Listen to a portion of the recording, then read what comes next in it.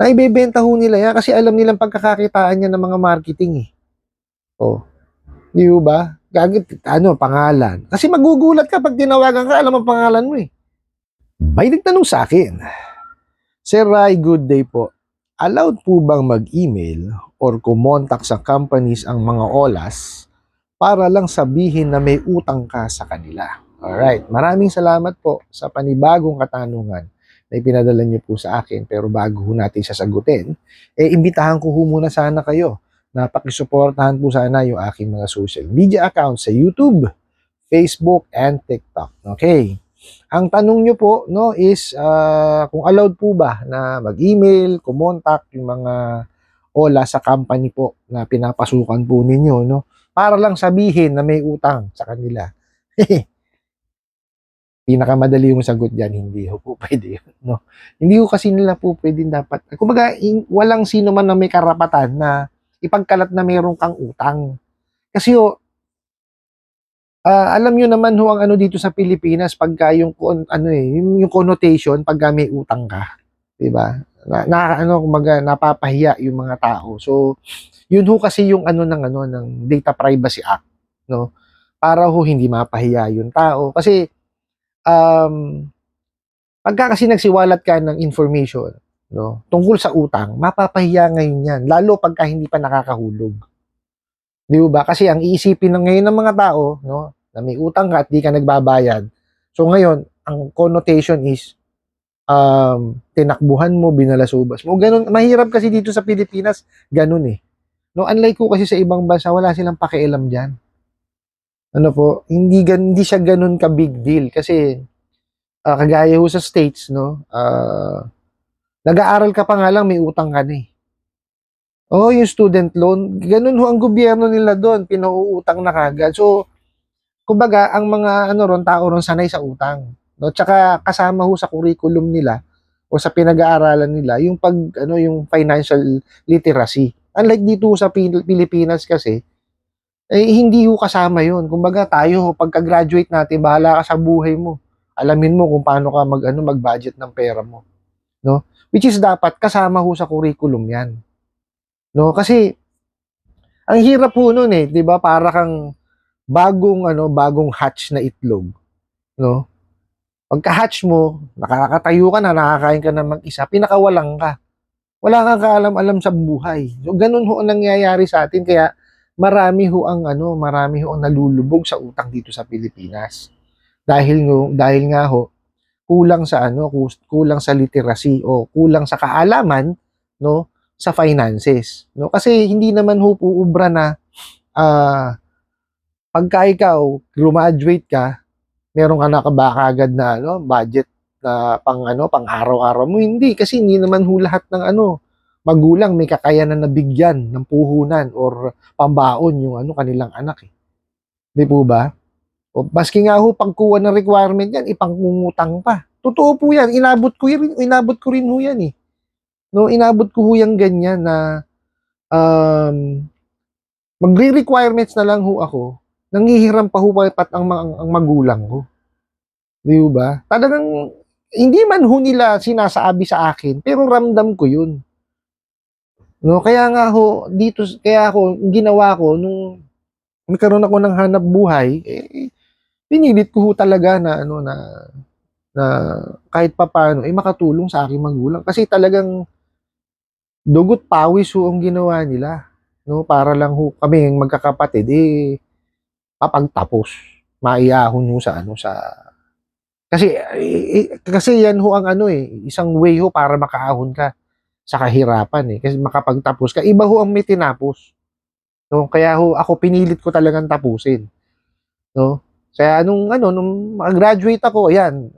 Kaya lang talagang yun nga, guys, sinabi ko, yung yung kaalaman no sa paghahawak ng pera wala. Kaya even though yes, nakakapagbigay ako sa magulang ko, pero ako personally nagigipit pa rin talaga kasi nga naging one-sided naman yung mind ko na kailangan ko tumulong lang ako sa magulang ko. 'Di ba? So ako ngayon, kahit na mangutang ako, wag lang silang kumbaga mabigay ko yung kailangan nila. So, alam niyo 'yun, umiikot lang dun 'yun. So, hangga't sa nakakilala ako ng tao na nag-guide sa akin, 'no? Pero matagal na panahon bago ko nakilala 'tong tao na 'to. So, 'yun, nai-guide niya ako, natuto ngayon ako mag-save, pero hindi gano'n kalaki, ha. Ang ano lang niya sa akin is, you need to live within your means, 'no? Kung hindi mo pa siya kayang bilhin, huwag mong bibilhin. Kung ano lang yung kaya mong kainin, kainin mo lang, 'di ba? Huwag kang mangutang ng mangutang kung hindi mo kayang bayaran. Yun lagi niya sinasabi sa akin, 'no? Tsaka ilista ko raw kung ano yung gastos ko, lista ko kung magkano yung kikitain ko, 'no? Tapos I need to save at least a portion of my salary, 'no? Para pagka nangailangan ka or magkasakit ka, may pagkukunan ka. Which is tama naman, di ba? Hindi nga ho pala ako financial advisor, ha. Sineshare ko lang ho yung naging journey ko sa buhay kasi inabot ko rin ho yan. Kabaon-baon ho ako sa utang. Sabi nga sa inyo, sa credit card, baon na baon ho ako. Pero pinilit ko ho siyang bayaran. No, kasi nga ho, sirang-sira ho ang aking credit standing. Kailangan ko ho yan eh. No, matanda na ho ako, no. I'm turning 48 this year. No, so papunta na ako dun sa ano na yun. So magre-retire ako. Baka mamaya mag-retire ako nang wala akong naitabi man lang. Marami na rin ho ako nararamdaman. Ano po? Kaya ako pinipilit kong ayusin yung finances ko, 'di ba? Kapag tapos ko yung mga anak ko, pinaka-importante yun. Kasi kagaya niya, may kolehiyo ako. Graduating siya next year. So, 'di ba? Sa akin malaking ano na yun, malaki ng fulfillment yun. Pero meron pa rin, may mga pag-aaralin pa rin po ako. No, meron pa ho akong isang high school. O, di po ba? So, ano ho yan kailangan talaga na matuto tayo, no, na pag-aralan kung paano natin i-manage yung finances natin. 'Di ba? Sabi nga ho nung nagturo sa akin, no, live within your means. No? Kung ano lang yung kaya mo, yun lang muna. Kung nakahipong ka na, kaya mo na, no? Tsaka mo ngayon bilhin. No? Sa ngayon kasi kailangan maghigpit muna tayo ng sinturon. No? Kaya ako, sa totoo lang, ako manghihiram ako, yung sa tingin ko kaya ko siyang bayaran base doon sa sinasahod ko ngayon. Ganun ho ang ginagawa ko. No? Tapos, balik ho tayo dito sa napalayo tayo, sorry, no? Sabi nyo nga is nag-i-email or kumontak. Hindi ho nila po pwedeng gawin kasi yon dahil unang-una, bawal ho yan sa Data Privacy Act natin. So, pagka ginawa ho nila yan, no, pwede ho kayong mag-complain sa National Privacy Commission. No, na at tinawagan yung kumpanya ninyo, kung ano-ano yung sinabi, no? Kung ano ho yung ginawa nung abusadong online lending apps, yun ang sabihin nyo.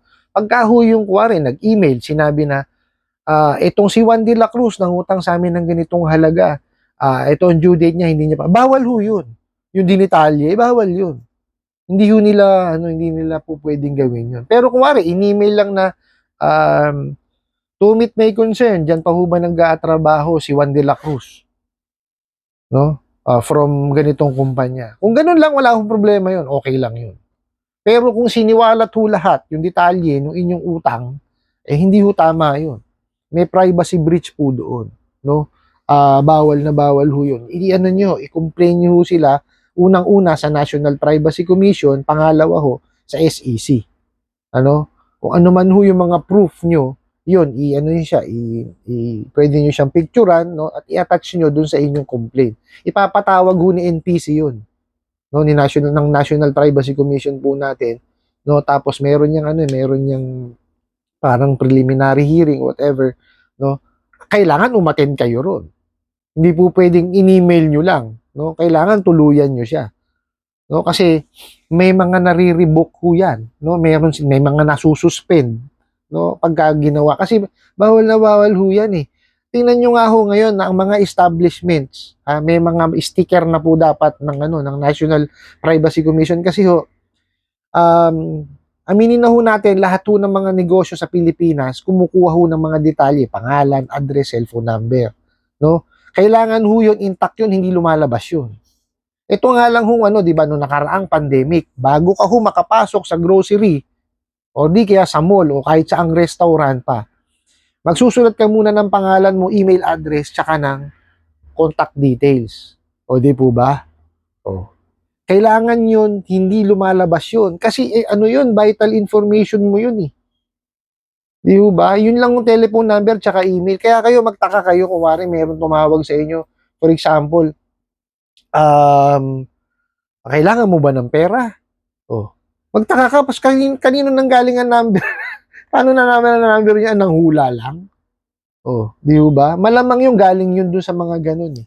Kasi may mga, sabihin na natin, ano, no, pasintabi ho dun sa iba, pero totoo ho ito nangyayari. Ibinebenta ho yun eh. Na ibebenta ho nila yan kasi alam nilang pagkakakitaan niya ng mga marketing eh. Oh, di ba? Gagit, ano, pangalan. Kasi magugulat ka pag tinawagan ka, alam ang pangalan mo eh. Oh. Tapos pagka tinanong mo, paano mo nalaman ang number ko? Sasabihin lang nung ano, nung nasa kabilang linya.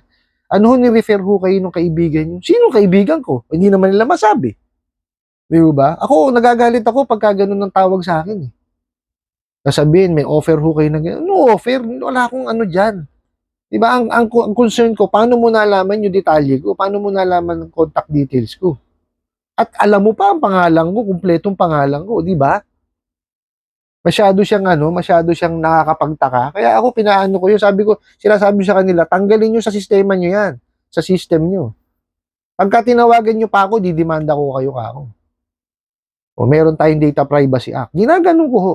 No? Ay, wag ho kayong papayag na ganun kasi biruin nyo, kumakalat yung detalye nyo na hindi nyo alam. Sasabihin, ano, ini-refer kayo ng mga, ano, mga kakilala nyo. Di ba? Pagka tinanong nyo naman kung sino yung nag-refer, hindi nila masabi. Di ba? So, bawal ho yun. No? Hindi ho tama na magsiwalat kayo ng information ng ibang tao sa ibang tao. Okay po, sana ano lang, naliwanagan lang tayo doon kasi ho, may mga tao na po pwedeng yung mademanda kayo. Kuwari, may nalaman kayo sa isang tao na to. Ikinwento nyo sa ganito. Kinwento nyo na ganyan. Ako po bukod ho sa defamation yun, po pwede pa kayong maano ng ano, Data Privacy Act natin. Okay? Sana po ano maliwanag itong ano explanation ko para ho ano maiwasan natin yung kumbaga maiwasan natin na tayo maihabla. Pero itong mga ola na to kagaya niyan, gagawin nila daw ganyan, ano nyo, dalhin nyo ho yung complaint niyo sa National Privacy Commission at saka ho sa Securities and Exchange Commission. I hope nasagot ko po itong katanungan na to at sana po yung makatulong. Maraming salamat po sa inyong walang sawang pagsuporta at panonood sa aking mga videos. Maraming salamat po sa inyong pag-like, pag-share, pag-comment at pagtatanong.